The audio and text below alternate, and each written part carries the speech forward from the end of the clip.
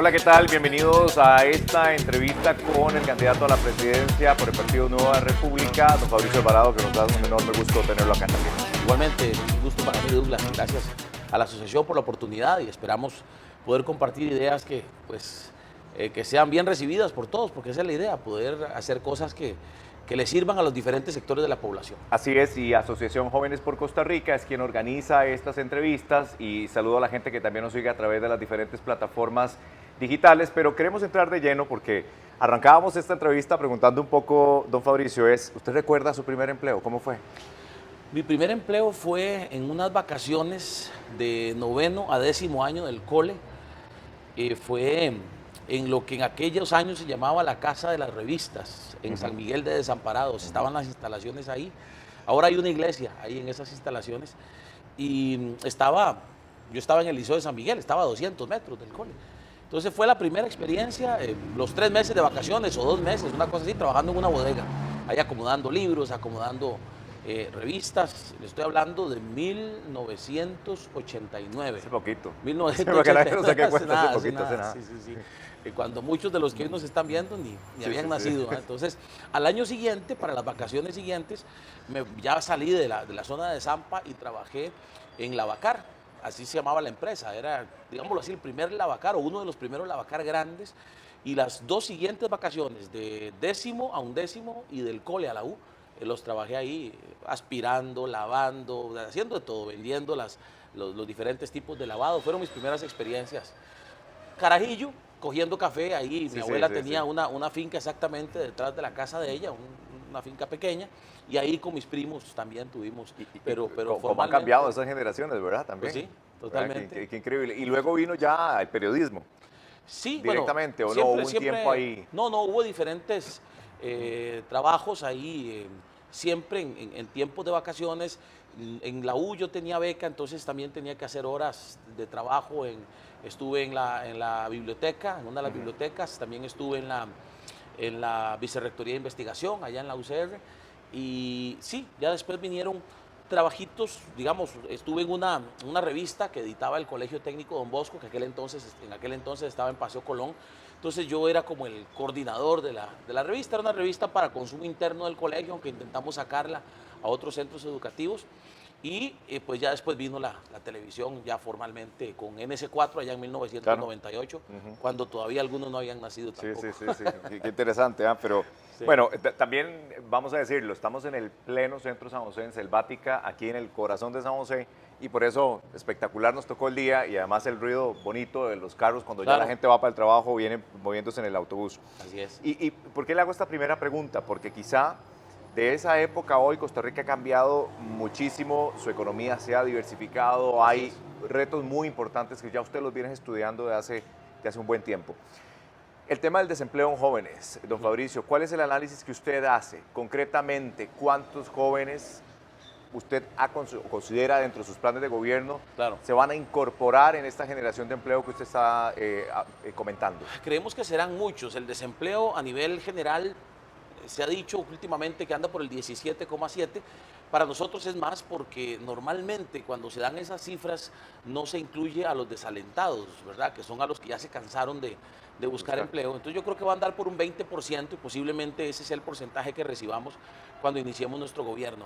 El proyecto 1414, así le hemos llamado, significa 14 líneas de acción, 14 acciones específicas durante los primeros 14 meses de gobierno para reducir ese porcentaje a un 6% a nivel general al final de nuestro gobierno.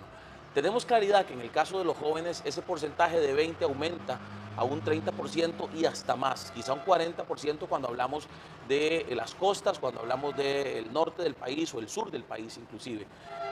Eso nos plantea un reto enorme y un reto que no nos puede limitar a pensar solamente en ver cómo generamos empleo, trayendo nuevas empresas, atrayendo inversión extranjera, que es un tema que usted conoce bastante bien, sino también entrándole fuertemente al tema de la educación, al tema de las posibilidades que en este momento no existen y que debemos crear, debemos construir para que estas nuevas generaciones tengan la posibilidad de prepararse para las ocupaciones del siglo XXI, para las ocupaciones de la cuarta revolución industrial.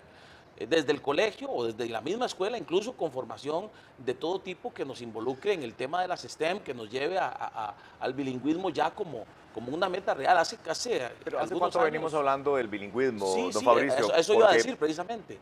¿Verdad? Porque la discusión siempre ha sido, vamos a convertir al país en En un, un país en un bilingüe. país bilingüe. Así ¿Verdad? es. ¿Cuántas décadas nos puede tomar, primero para convencer?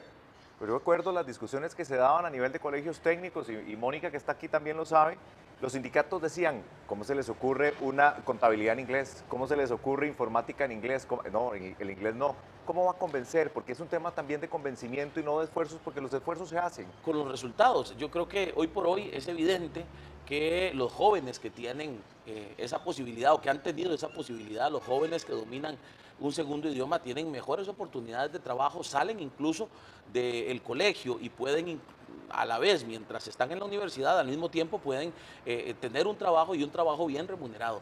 Yo creo que con los números, con los diferentes datos que arrojan las estadísticas que nos dicen precisamente que en este momento hay muchas empresas también que no están viniendo al país porque no encuentran el talento humano preparado para las diferentes ocupaciones que se requieren, es la manera de convencer a nuestro sistema educativo y en general la manera de lo que nos va a llevar a tomar las determinaciones correctas para que nuestro sistema educativo nos abra la puerta hacia eso, ¿verdad? Pero venimos de un pico de inversión extranjera importante, o sea, creo que ya, y trasciende más allá de un gobierno, yo siempre lo digo, aunque después le digan a uno, es que cómo se te ocurre desmeritar el trabajo que hace un gobierno, no, no se trata de eso, Así pero es.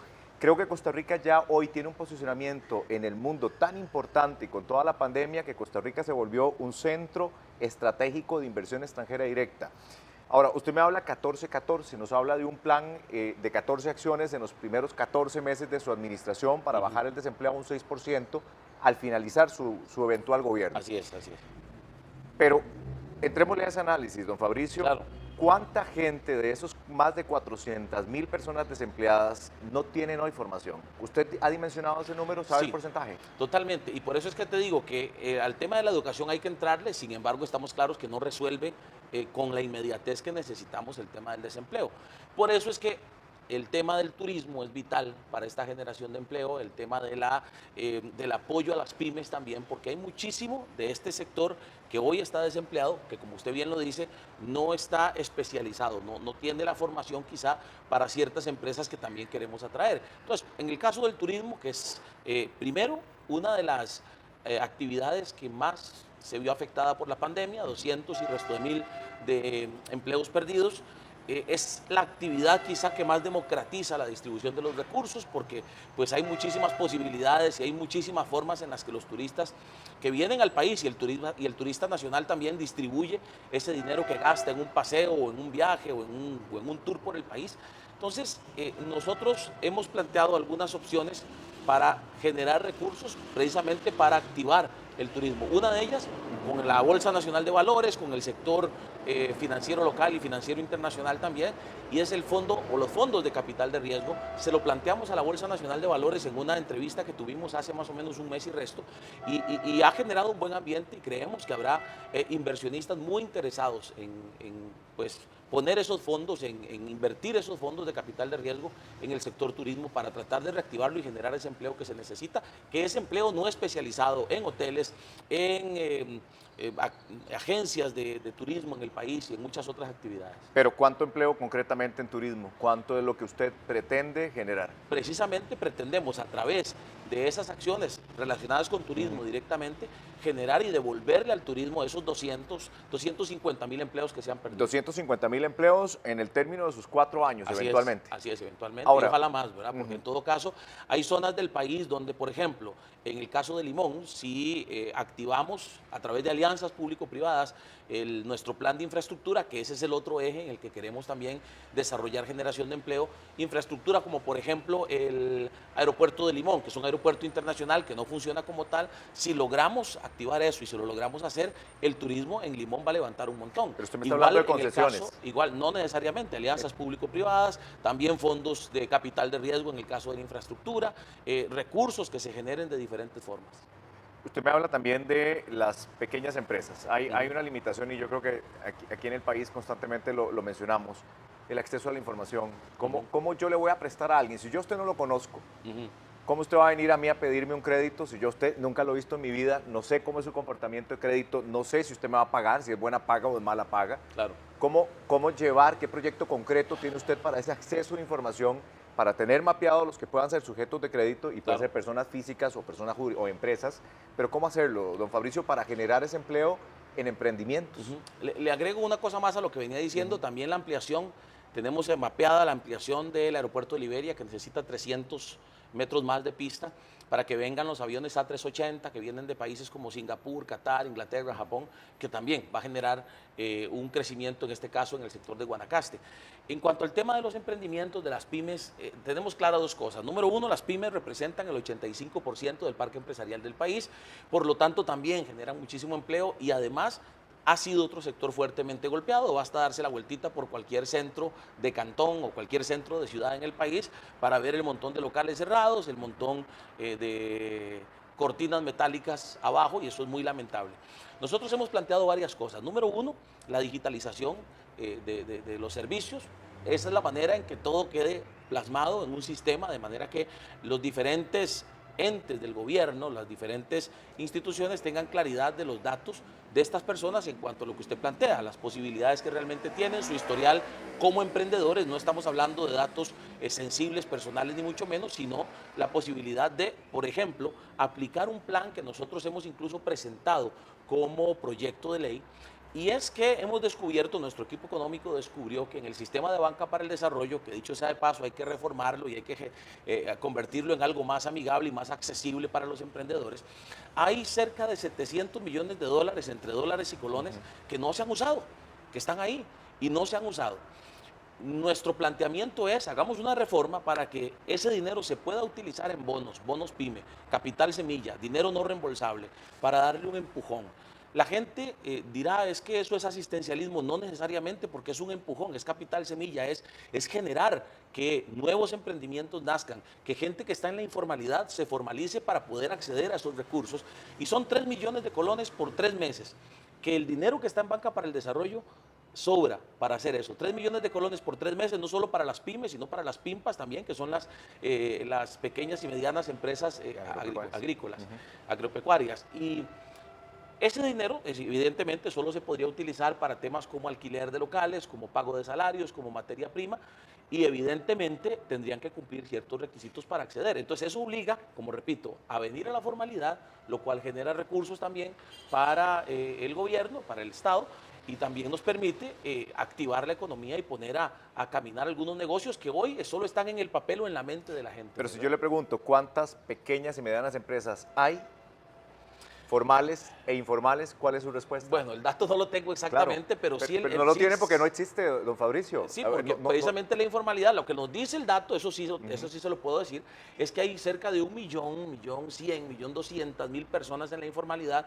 porque Claro. precisamente existe una nebulosa muy grande en cuanto a la cantidad de gente que no se ha formalizado o que incluso a raíz de la pandemia dejó la formalidad, prefirieron cerrar el local y pues hacer su negocio a través de redes sociales o a través de plataformas, y todo eso pues también estamos tratando de solventarlo con otras propuestas, como la que también es una propuesta nuestra, que está en la Asamblea y que está avanzando y que tiene que ver con las cargas sociales, que hoy por hoy trabajadores independientes pagan más que los asalariados, y la idea es traerlos al mismo nivel para que sigan pagando lo mismo y eso atraiga a estos informales.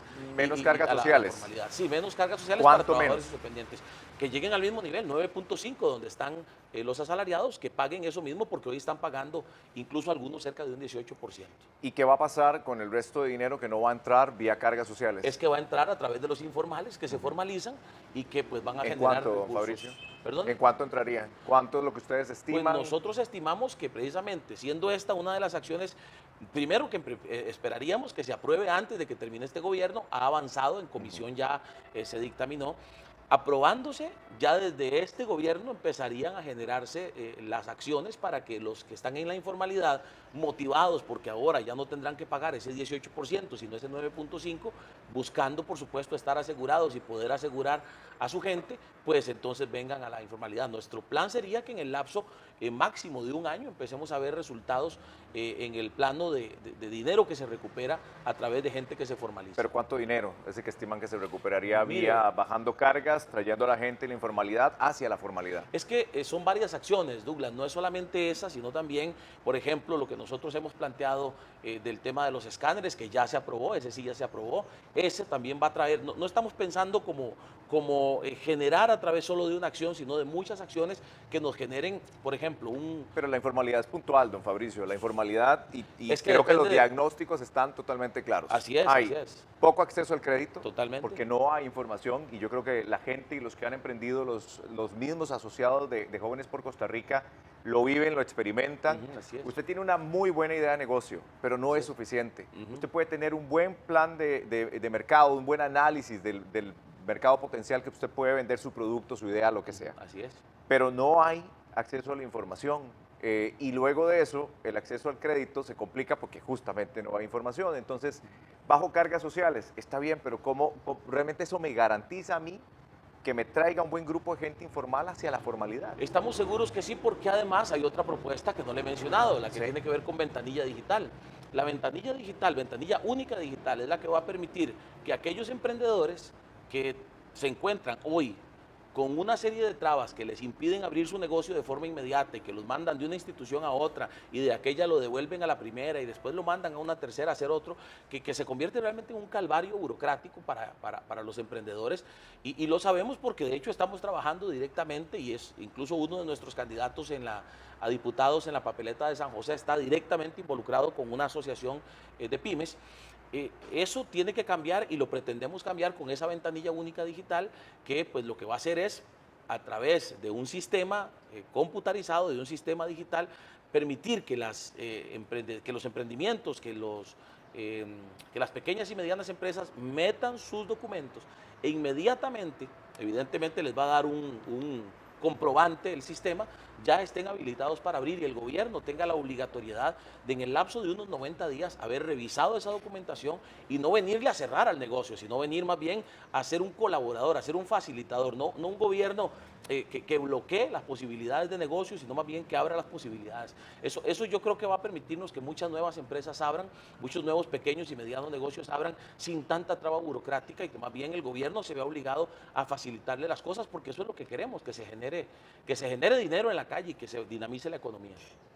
¿De cuánto tiempo estamos hablando que en un eventual gobierno suyo, cuántos días pasarían para abrir un nuevo negocio? Un día. ¿Un día? A partir de la ventanilla única ¿Y digital. qué sistema va a implementar y cómo lo va a implementar cuando hablamos de ventanilla única y toda la digitalización? Es que se lo pregunto porque, a ver, yo sí creo que el Estado de alguna manera está perdiendo como el rumbo de lo que debería garantizarle al ciudadano. El ciudadano que quiere salir adelante y facilitarle la vida y un poco lo que usted comenta también. Sí.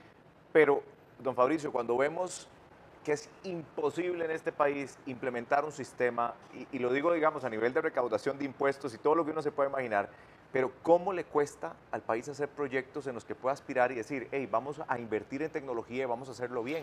Yo creo que ahí está el meollo, Douglas. Nosotros hemos pasado años hablando de digitalizar el gobierno, hemos pasado décadas años, tenemos, don Fabricio, hablar de eso. hemos pasado campañas electorales hablando del bilingüismo, hemos pasado años diciendo, bueno, ayer mencionaba, estaba en estos días más bien, estaba en una actividad realizada por la Cámara de Construcción y se cuestionaba nuestro planteamiento de poner a caminar el Canal Verde Interoceánico. Porque decían, es que hay procesos como los de prefactibilidad o los de preingeniería que se duran 5 años.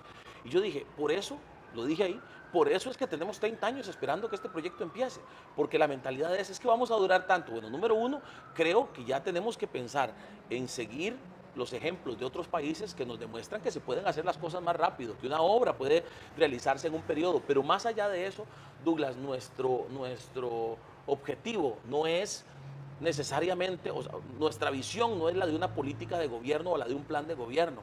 Nuestra visión no es llegar a hacer algo para que Fabricio Alvarado al final de su gobierno sea el que corte la cinta. Tenemos que tener una política de Estado que nos permita, en obras de infraestructura, por ejemplo, por lo menos dejar el primer camino andado para que las cosas sucedan.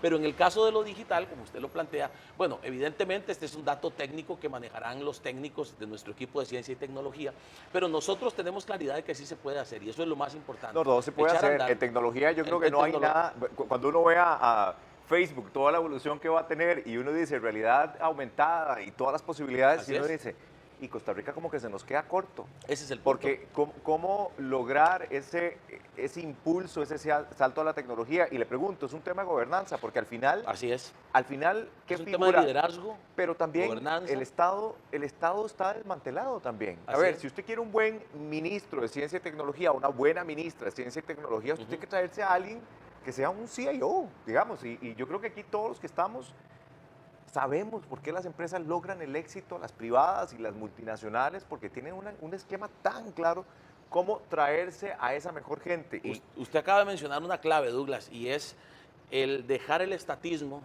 y convertirnos en aliados del sector público con el sector privado para hacer que las cosas sucedan. Alianzas público-privadas, como lo estamos planteando en infraestructura, como lo estamos planteando en turismo, de la misma manera en todo lo que tiene que ver con ciencia y tecnología, con conectividad, que es un reto que se ha planteado. Hemos hecho las averiguaciones para saber que sí podemos llevar a cabo un plan llamado 100% fibra óptica para que en todo el país exista esa posibilidad de conectividad. Hemos determinado que al iniciar nuestro gobierno vamos a subastar el espectro 5G para que también el país entre en otro nivel y entren recursos a través de esa subasta también para poder financiar el proyecto de 100% fibra óptica y para poder financiar el proyecto que tiene que ver con la digitalización del gobierno y de los procesos. Es que es en todo, Douglas, bueno, no usted solamente en menciona el un tema de los tema emprendedores. 5G. Es visible, don Fabricio, lo que pasa en este país. Totalmente. O sea, todo el mundo nos está estamos hablando de quedando 5G atrás. y nosotros todavía estamos en la discusión de si él dice sí, no. Exacto. No entiendo. Bueno, nosotros hemos sido claros en eso, nuestra perspectiva es clara, eso hay que subastarlo, traerá recursos y nos llevará a un nivel en el que ya otros países nos llevan años adelante. Entonces, por eso creo, Douglas, que en este tema y en todos los demás, le decía que el tema de los trámites, de la tramitología es un calvario para cualquier cosa, para construcción, para infraestructura incluso de obra pública, para tramitología de la apertura de un nuevo negocio. Para prácticamente todo es un calvario y tenemos que pasar ya a salir de lo análogo, ya dejar lo análogo, dejar el papel a un lado para que incluso todo quede, de todo quede huella, de todos los procesos, porque eso nos va incluso a ayudar en temas hasta como la corrupción, porque quedará todo sistematizado y de todo quedará huella de todos los procesos. Pero eso necesita una transparencia absoluta. Y te lo Completamente. digo, don Fabricio, porque yo creo que un gobierno, como sucede en cualquier organización, se conforma de gente y hay gente buena y gente mala. Totalmente. Y usted lo sabe, o sea, Así usted es. puede llevar el mejor equipo cuando vayas a desarrollar su gobierno, su eventual gobierno.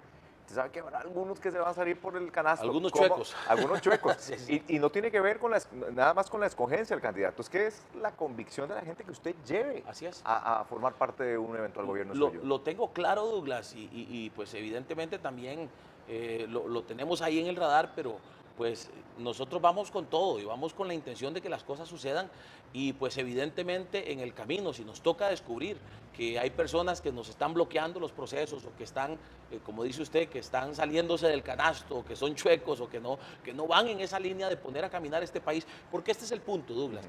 Costa Rica está entrabada en todo sentido, tenemos años de rezago en infraestructura, tenemos un sistema educativo completamente colapsado y apagado. El mismo estado de la educación ha hablado del apagón educativo que en este momento es necesario resolver y urgente resolver.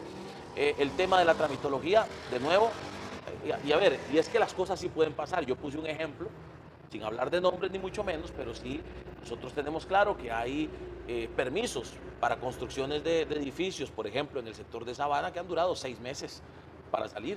Entonces, si un permiso puede salir en 6 meses, ¿por qué hay gente que está esperando desde hace 2 años? 1 año en Setena, 8 años en AIA, después lo devuelven.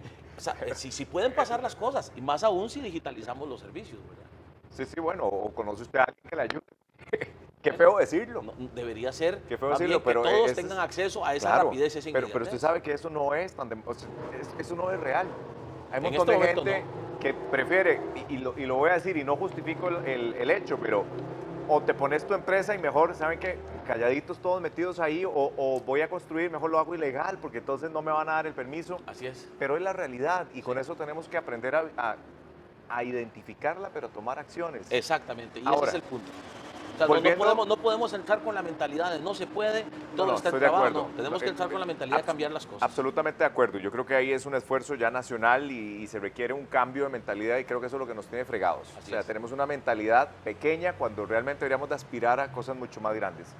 Ahora, don Fabricio, el tema, volviendo al asunto de formación, y se lo menciono porque dentro de los datos que estábamos también buscando, el caso de Empléate, aproximadamente una formación de 70.000 jóvenes, una inversión promedio de unos $1.500 por cada una de esas formaciones, pero con una tasa de colocación, es decir, llegan al mercado laboral solo un 26% todos esos jóvenes que están, por lo menos de los datos recientes que se tienen. ¿Cómo logra usted y cuál es su plan concreto para que justamente esta formación coincida con lo que el mercado está demandando?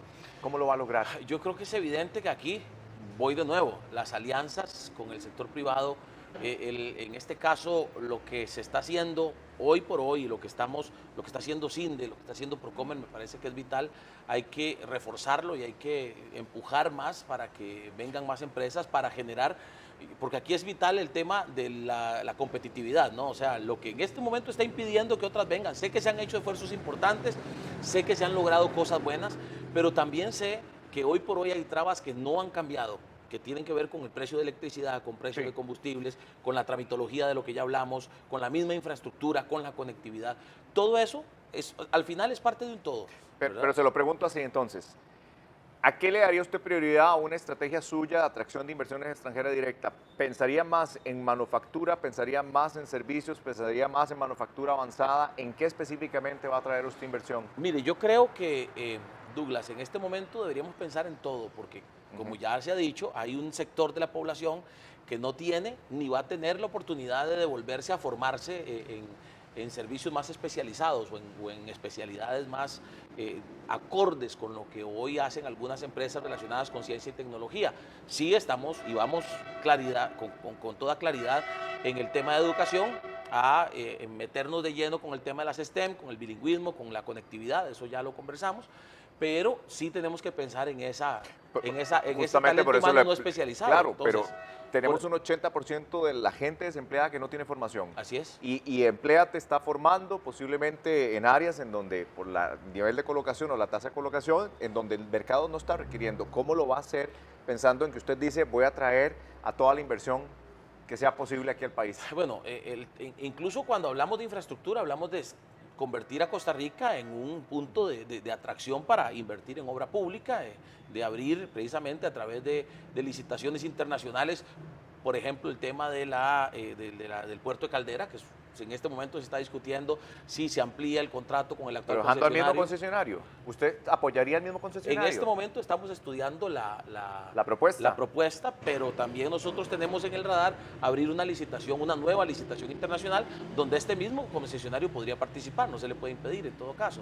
Pero básicamente, Douglas, he hablado, por ejemplo, hablando de esa cantidad de gente, ese 80% que no está especializado, bueno, de impulsar el tema del turismo, que para nosotros me parece será vital, el tema de infraestructura, el tema de construcción, que también va a generar muchísimo. Y sí, hay que pensar, incluso hay un proyecto que fue CINDE el que lo impulsó, que nuestro diputado Jonathan Prendas, de hecho, fue el primer diputado que firmó el proyecto y que tiene que ver con llevar zonas francas fuera de la GAM, y que son zonas francas que precisamente abrirán la posibilidad de empleo para talento humano no especializado, ¿verdad? O para gente que no tiene esa formación. Entonces, hay varias acciones, turismo, infraestructura, esto de las zonas francas fuera de la GAM, y bueno, esperamos que con eso, más el tema de las pymes, podamos generar las posibilidades. Pero todavía no me queda claro, la formación, ¿cuál va a ser su cambio fundamental en la formación de la gente que hoy Empléate, por ejemplo, está generando? ¿Cómo lo va a hacer? ¿Cómo va a hacer que ese 80% de gente que no está formada logre tener una posibilidad de empleo? Bueno, como te repito, el de la zona franca es el fuera de la GAM, que lo estamos apoyando y que tenemos que aplicarlo y que tenemos que generar las condiciones de competitividad para que más zonas francas vengan. Bueno, la idea es precisamente que muchas de esas zonas francas tengan o que vengan a generar empleo para esta gente que en este momento no tiene ni siquiera la posibilidad de entrar al INA o de entrar a una universidad a formarse, porque ya pues esa parte pasó, digamos. Pero ¿qué es primero, el huevo o la gallina? Porque las empresas pueden venir y pueden instalarse, pero si no encuentran el tema y concreto de textiles, pasamos a manufactura, dispositivos médicos, y entonces había que decirle a las señoras que se cortaran hasta las uñas para que entraran a un cuarto limpio, porque era otro tipo de industria. Así es. Pero eso se logró, digamos, en mucho tiempo. ¿Cuál es su plan concreto? Si vienen empresas y no tenemos a la gente formada, ¿cómo se va a lograr? desde el primer momento en que usted llegue, si llega a la presidencia? Bueno, evidentemente el INA va a tener un papel fundamental en eso, Ok. donde vamos a meter al INA precisamente en formar a la gente para los trabajos que se van a necesitar, para las inversiones que vamos a traer. Eso es fundamental para nosotros. Dentro de nuestro plan también para uno de los sectores más golpeados, que es Punta Arenas, porque Punta Arenas ha estado como en una situación bien complicada, porque con todo el tema de la pesca y demás, además Punta Arenas no tiene la fuerza que tiene un Guanacaste en temas de turismo, por ejemplo. Entonces, para Punta Arenas estamos pensando en un muelle astillero para la reparación de barcos y además en 2 plantas atuneras, que también es un tema que los puntarenenses manejan bastante bien. Hay un plan en el que estamos trabajando que también tiene que ver con generar las condiciones para los jóvenes de Punta Arenas, Limón y Guanacaste, para que podamos impulsar. A ver, no hemos definido la cantidad aún, pero sí eso depende de la cantidad de recursos que se logren conseguir recursos para certificarlos en el lapso de un año, en especialidades que tengan que ver con esta atracción y también en el bilingüismo, también en el tema del inglés. Pero ¿cómo convencer a alguien que se quiera formar? ¿Cómo los va a convencer también? No, yo Porque ese estoy es el otro tema. Es que, a ver, si yo le digo a usted, mire, si usted se forma y además le estamos dando los recursos para que se forme y va a obtener con esto, va a tener mayores posibilidades de un empleo mejor remunerado, yo creo que cualquiera va a querer hacerlo. Además de que hay muchos jóvenes que eso es lo que están pidiendo. Claro. Es que el tema es este, Douglas. La gente, y yo tengo ya más o menos unos 2 meses de andar haciendo giras, tal vez un poco más, y en los lugares donde hay más desempleo, el gran grito que pega la gente y que nos dice es: nosotros no estamos pidiendo que nos regalen nada, no estamos pidiendo que venga el IMAS o que venga el Bambi o que vengan las autoridades a darnos un bono de nada, estamos pidiendo que nos dejen trabajar, que nos den las posibilidades de trabajar. Entonces, yo estoy seguro que no será tan difícil convencer a ese sector de la población a prepararse sabiendo que eso les va a generar un mejor salario a futuro, ¿verdad? Le pregunto también en términos de, a ver, de acciones puntuales, pero para generar empleo, para que la gente produzca, la economía tiene que estar bien. ¿Cuál es la proyección que tiene usted de crecimiento económico en un entorno post-pandemia tan complejo en los próximos 4 años, si llega el gobierno? Mire, nosotros hemos planteado varias acciones para que la economía del país. No, pero ¿cuál es la tasa de crecimiento que usted espera tener y con eso qué generación de empleo espera también dar como resultado? Bueno, mire, como repito, quiero hablarle un poquito de las acciones para que en ese sentido tengamos claridad de que nuestro plan es general, ¿no? Es decir, no tenemos como acciones específicas que yo me base solo en ellas, sino que al final es un todo que nos genera los resultados. Pero ¿cuánto crecimiento estima usted que se puede generar en un entorno post-pandemia en un eventual gobierno suyo cada año? Mire, yo esa medida no la tengo en este momento, pero sí le puedo decir, repito, que pretendemos a través de distintas acciones generar los recursos para que la economía se recupere. Por ejemplo, hemos hablado del proyecto que también está en la Asamblea Legislativa, y esto es importante decirlo porque no estamos esperando hacer gobierno para generar algunas cosas y que pasen algunas cosas. Esa es toda una discusión que estamos teniendo y de hecho tenemos a un sector importante de la Asamblea Legislativa que no va en la línea nuestra, pero seguiremos peleando porque esto suceda y es la titularización para la exploración y explotación de recursos naturales. Con esa titularización, los cálculos que se han hecho es que en el lapso de 4 años podríamos cubrir el 20% de la deuda. Pero en un país verde. Totalmente. Otros países lo han hecho. Y recuerde Gas además... natural podría entender todos los estudios, pero ¿qué otra opción? Recuerde que estoy hablando de exploración primero y de explotación después. Pero, Exploración es la que nos va a permitir que tenemos. Y también hay países, Douglas, donde se ha pagado a los países para no explotar los recursos naturales. El punto es que si no abrimos ni siquiera esa posibilidad, estamos cerrando la posibilidad de importantes recursos para el país. Claro, pero a lo que voy es, Costa Rica acaba de recibir un premio y un reconocimiento en el mundo justamente por la preservación de sus bosques, por la preservación de sus ecosistemas. ¿Usted estaría pensando en exploración petrolera? Totalmente. Es parte de lo que necesitamos por lo menos explorar. Pero ¿qué le garantiza saber. eso, don Fabricio? Digamos, ¿qué le garantiza a usted en términos de generación o actividad económica? ¿Qué le garantiza a nivel de generación de empleo? Nos garantiza muchas cosas, mucho desarrollo, mucha inversión. ¿Cuánto? Ya le dije, un 20% de la deuda, que en este momento está en un 70%. Pero ¿cómo sale ese cálculo, don Fabricio? Nuestro equipo económico lo ha hecho y ha estado trabajando en diferentes haciendo diferentes medidas y bueno, lo que determina nuestro equipo económico es eso, un 20% de la deuda, en lo que se ha estado trabajando y como le repito, sumado a eso otras acciones que tienen que ver con la generación de fondos de inversión para cierto tipo de actividades, fondos de capital de riesgo para infraestructura y turismo y así una cantidad de acciones diferentes. Perdón que le pregunte y sea insistente en el tema, pero creo que esto es importante, digamos, aclararlo, porque de alguna manera el posicionamiento que tiene Costa Rica hacia afuera, que yo a veces digo, bueno, si realmente tuviéramos las calles tan limpias o los ríos tan limpios, yo creo que otro gallo cantaría. Pero se ha ganado a pulso desde décadas atrás un posicionamiento justamente por la defensa de la naturaleza, de lo verde. Ahora, la mayoría de inversión extranjera viene a producir a Costa Rica porque es un país verde. Es que eso no tiene por qué cambiar, Douglas. Pero no afecta, don Fabricio. ¿Usted cree que la inversión extranjera directa tiene un tema de percepción en un país? Y eso es lo que mueve la aguja, la percepción. Yo sí ¿Cómo creo manejarlo?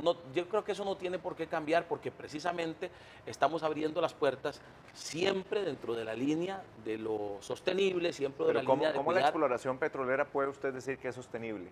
Puede hacerse, Douglas. ¿Cómo se va a hacer? Se ha hecho. Bueno, son Pero temas. dígame, Es que usted me no, está pidiendo dígame. detalles que tienen que ver con lo técnico que yo. No, claro, pero yo quisiera. evidentemente No es que usted me tenga que dar algo detallar, técnico. Pero Yo quisiera saber un país que haya apostado por la explotación petrolera que hoy tenga fama de ser verde. vea, yo lo que le puedo decir es que mediante la exploración, por lo menos sabemos qué tenemos, qué podemos hacer, a qué podemos accesar, cuánto podemos producir. Y repito, hay y tenemos esa claridad, también existe la posibilidad de que alguien pues esté dispuesto a invertir para que aquí no se explote Pero, ninguno de los recursos, y se ha dado. Usted tiene claridad de la crisis del cambio climático.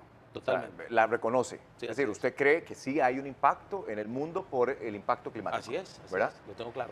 ¿Usted cree que esta propuesta abona a esa lucha que se tiene en el mundo entero por bajar las temperaturas globales, Yo por creo que no esta- explotar nuestros recursos Yo naturales? creo que esta propuesta abona a un problema que para los costarricenses es vital y es la situación económica. Pero ¿a qué la precio, don generación de Fabricio? empleo. ¿En empeñarle a las nuevas No generaciones un necesariamente, país? como repito, no necesariamente, porque hemos sido un país de tradición de cuidar los recursos tradición naturales, verde. de tradición verde, de tradición de cuidar nuestro país, de cuidar nuestro país, y no tenemos por qué dejar de hacerlo. El problema es cuando se trata de llevar las cosas necesariamente a los extremos. Yo no creo necesariamente dígame que es eso nos extremista. esté llevando a un extremo contrario a la protección de los recursos Claro, naturales. pero entonces, si yo le pregunto a usted, deme un ejemplo de un país que haya decidido explotar sus recursos naturales y que hoy tenga el posicionamiento que tiene Costa Rica, por ejemplo. En este momento no lo tengo, sé que los hay, pero en este momento no lo tengo. Ok, pero digo, o sea, aquí no se trata de si llevamos a un extremo a otro, porque yo creo que ya usted ha pasado 4 años también en un estudio constante,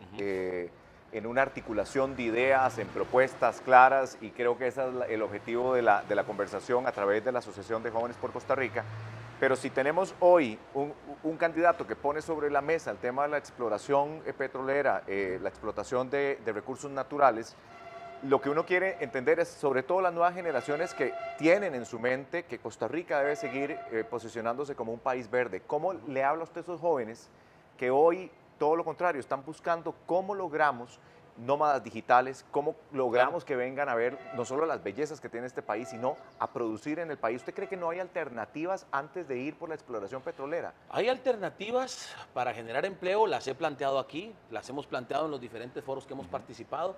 Hay alternativas para hacer grandes obras, y yo creo que aquí esto esto nos lleva a una discusión muy compleja, porque por ejemplo, cuando yo hablo del Canal Verde Interoceánico, hay quienes dicen eso no debería ser, porque por los kilómetros, los 315 kilómetros que pasará el Canal Verde, que habrá zonas que si se va a golpear zonas protegidas y que Ecosistemas. Bueno, para eso precisamente están los estudios de prefactibilidad que tienen que realizarse, y para eso vamos a declarar el Canal Verde Interoceánico como de interés público, para que se puedan hacer esos estudios y se sepa por dónde debe y por dónde no debe pasar esa carretera de 10 carriles.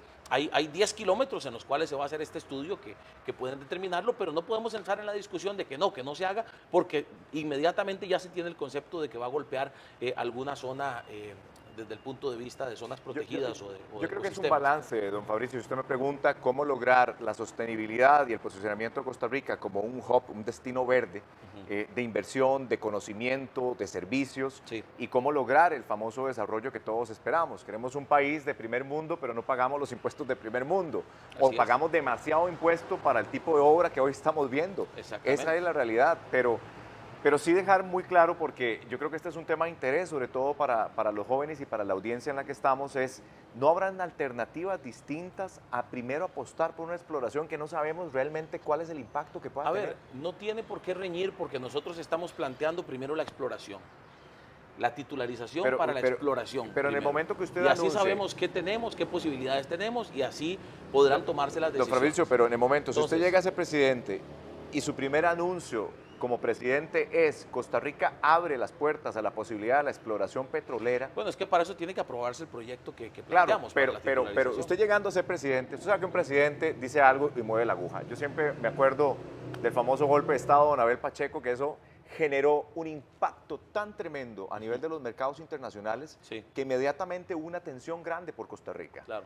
Si un candidato viene y dice, queda presidente y dice, vamos por exploración petrolera, ¿cómo va a mitigar usted el impacto de lo que podría implicar para Costa Rica enviar una señal contraria a cuál ha sido su tradición en las últimas décadas? Bueno, mire, como le repito, más allá de eso, nosotros creemos que no tiene por qué reñir una cosa con la otra, que nosotros mantendremos esa tradición. Claro, pero eso es lo que de usted ser. localmente uno lo puede entender. Sí. Explíquele eso a un inversionista que está pensando montar una planta porque Costa Rica es verde. Bueno, pero también habrá inversionistas que estarán muy interesados, por ejemplo, en ¿pero el qué tema tipo de la exploración. inversión? Es que, como le repito, primero exploremos, Aquí- aquí- pero ¿quién ha mapeado primero usted? démonos cuenta qué es lo que tenemos, Claro. porque ni siquiera nos hemos abierto a la posibilidad de darnos Pero cuenta está qué es lo que bien, tenemos. dígame qué empresas han analizado ustedes que podrían meter inversión y generar ese famoso empleo que Es usted que dice. Lo que pasa, Douglas, es que usted me pide datos específicos a sabiendas de que yo Ah, bueno, no, evidentemente pero no es los que- tengo. no, claro, pero es una entrevista de empleo. Pero ¿cómo abrimos o cómo nos damos cuenta si no abrimos esa posibilidad? Es como aquel que dijo, es que, y lo dijo en una comisión legislativa en algún momento, es que lo del Canal Verde no, porque no existe una ruta. ¿Cómo va a existir la ruta si no la hemos abierto? No, pero yo estoy de acuerdo Entonces, y lo entendemos perfectamente, digamos, a nivel de propuesta. Es decir, usted viene con una propuesta, usted dice que el canal interoceánico traería un impacto positivo para el país, Completamente. va a hacer los estudios, eso lo puedo entender. Claro, tiene que sortear el tema de qué ecosistemas podría afectar en el desarrollo de esa obra, pero Así eso es. usted lo va a analizar. así es. Pero yo caigo en un tema que para mí, y se lo reitero porque digo, creo que es una tradición costarricense, es muy costarricense apostar por lo verde, por no la explotación. Y recuerdo en algún momento cuando llegaban presidentes decían, hey, lo primero que vamos a hacer es prohibir cualquier intento de exploración petrolera en el país. Lo tengo claro, Douglas, y tengo claro el conflicto que esto representa, y lo hemos tenido claro, y aún así hemos salido públicamente a impulsar esta propuesta, no solamente en nuestras redes sociales y en medios de comunicación, sino en los foros en los que hemos participado.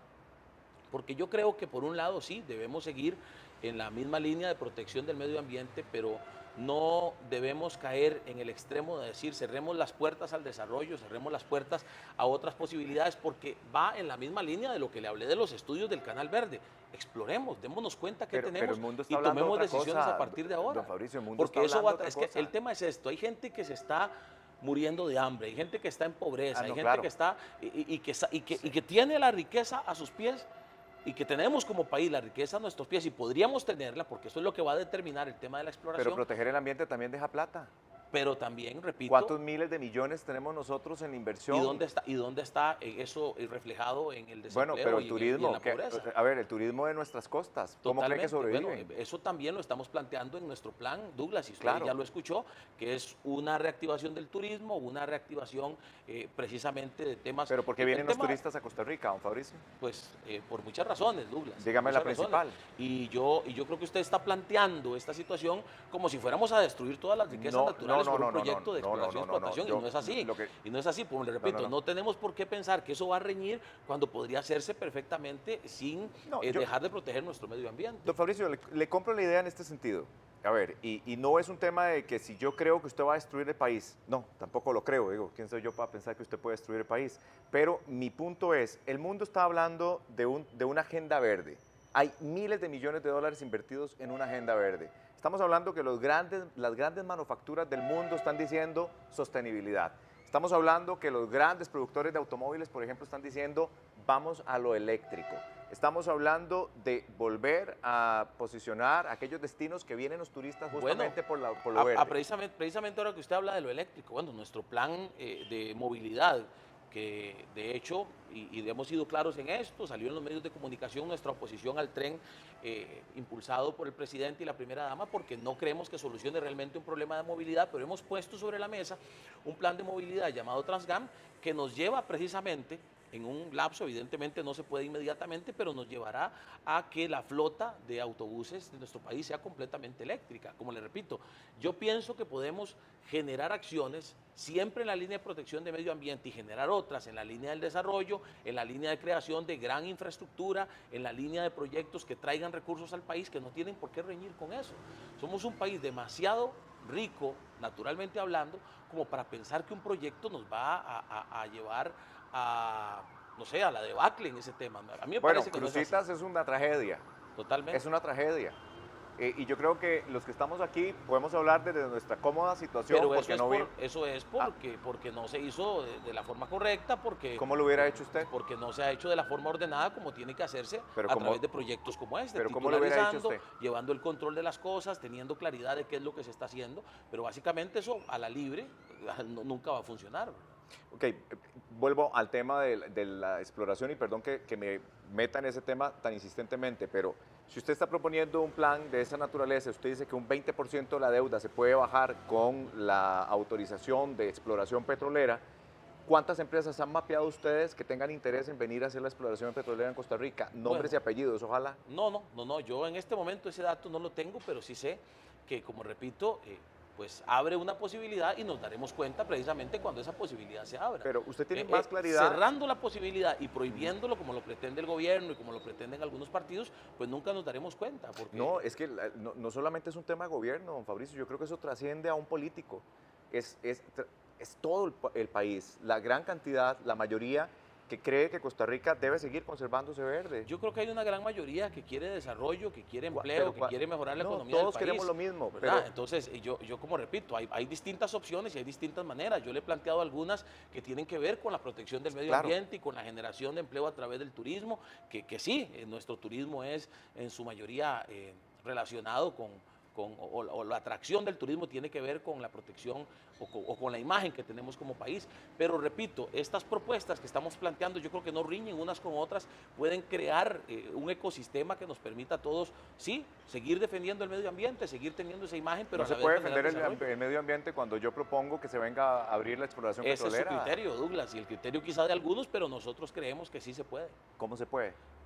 Como les digo, desarrollando por un lado proyectos como este, haciéndolos de forma responsable, haciéndolos de forma muy controlada y al mismo tiempo siguiendo en la línea de protección, siguiendo en la línea de proteger los espacios Pero no es que ya están incongruente determinados. eso, Es que Fabricio, no no es vamos a contradictorio. no vamos a entrar en territorios que en este momento están protegidos por ley y que además son intocables y eso lo sabemos. Pero entonces, ¿cuáles territorios usted tocaría con la exploración petrolera? Eso precisamente nos daríamos cuenta a través de poder aprobar este proyecto y poder hacer los estudios necesarios. Ya hay un proyecto que usted está trabajando con su equipo en el sentido de exploración petrolera. No, en este momento el proyecto que está es el que abre la posibilidad de la titularización, ¿verdad? Que es la posibilidad de que vengan recursos, que se traigan a tiempo presente para que vengan recursos al país y que entonces se generen los estudios para determinar qué tenemos en el país. Explíqueme un poco más ese proyecto, expliquémoslo a la gente para que lo tenga claro. El proyecto tiene que ver con la posibilidad de que inversionistas traigan a tiempo presente lo que puede costar un proyecto de exploración. Como te repito, los estudios serían los que determinarían las zonas del país donde se van a realizar. Eso traería recursos de forma inmediata, recursos que, como repito, nuestro primer objetivo tiene que ver con utilizarlos para el pago de deuda, pero también son recursos que se pueden utilizar para grandes proyectos de infraestructura o para también la misma reactivación del turismo, como le he mencionado, y para la generación de empleo en general. ¿Pero qué zonas se están explorando entonces? Repito, Douglas, ese es un tema que se determina a través de los estudios y se determina a través de las Pero el proyecto de titularización es claro en qué zonas podrían empezarse. No, lo que se determina es que se abre la posibilidad para determinar cuáles zonas sí y cuáles zonas no. No, y las zonas que no, está claro que son zonas que ya están protegidas y que pues no van a generar un impacto, donde no se puede hacer nada porque generaría un impacto directo en el ambiente.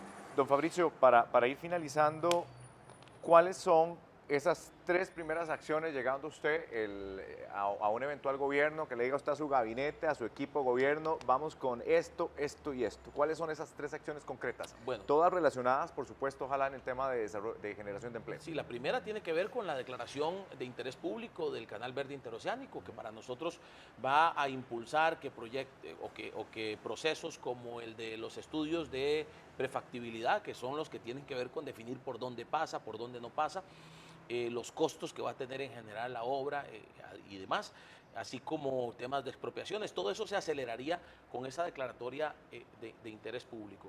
Para nosotros también, evidentemente, sería echar a andar el plan 14-14, esas 14 acciones que le mencioné, y una de ellas tiene que ver con la reactivación del turismo, con la orden inmediata para que a través de alianzas público-privadas se genere lo de la ampliación del aeropuerto de Liberia, lo del aeropuerto de Limón. También está por ahí en el tapete, eso tal vez está un poquito más tierno, pero el aeropuerto para la zona sur, que también reactivaría el turismo y el comercio en la zona sur del país.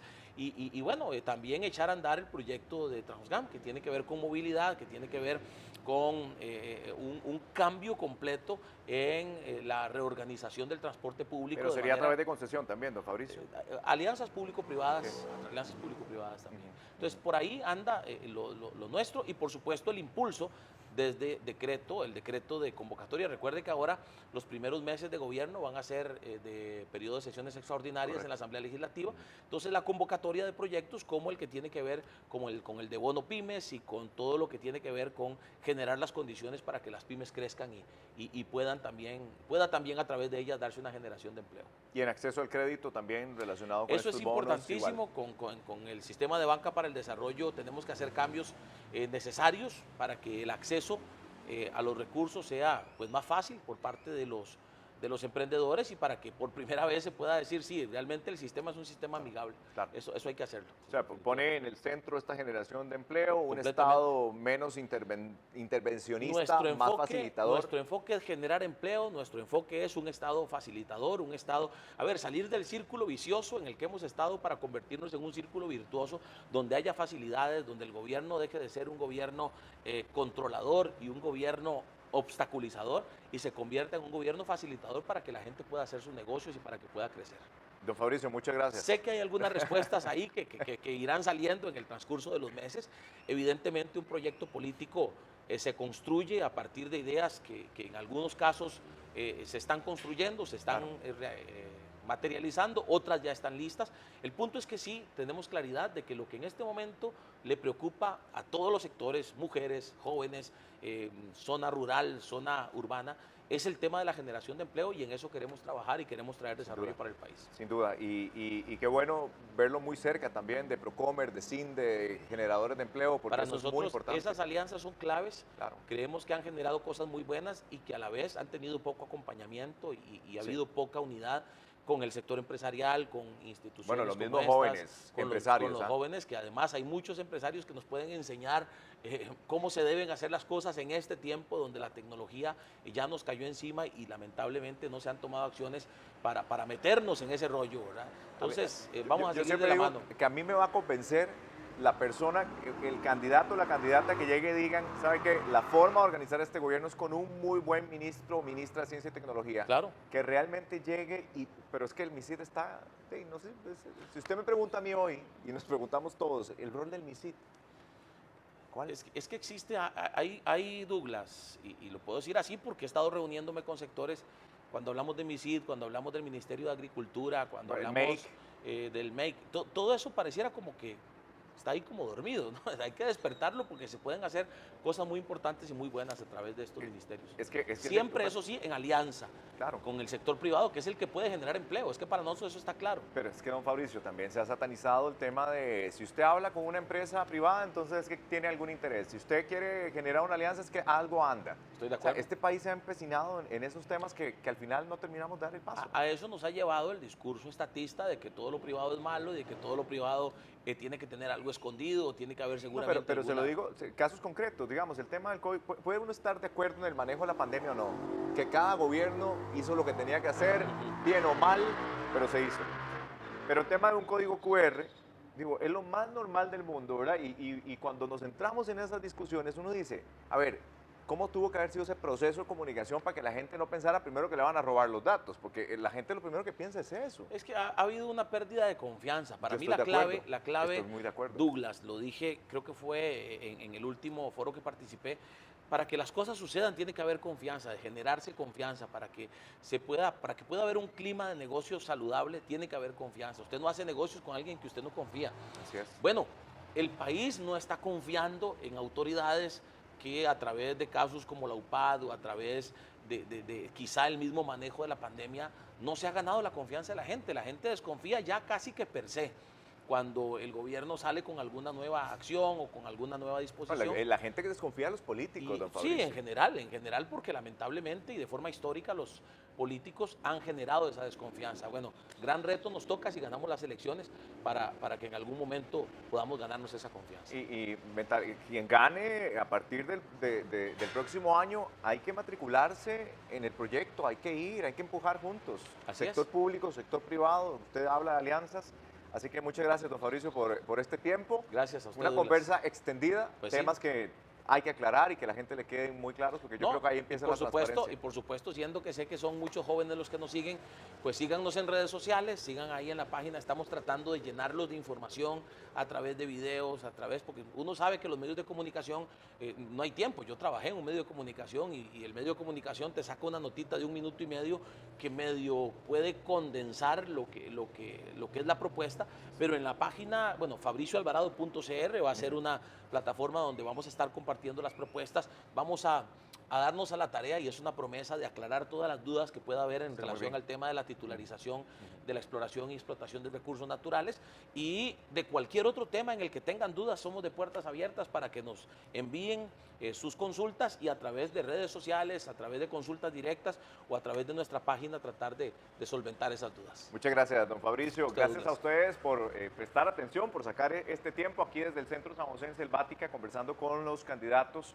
a la presidencia de la República. Estén muy atentos porque vamos a estar compartiendo estos contenidos gracias a la gente que nos sigue a través de las plataformas digitales y la gente que siempre está pegadita ahí con la Asociación Jóvenes por Costa Rica. Así que la pasen muy bien. Nos vemos.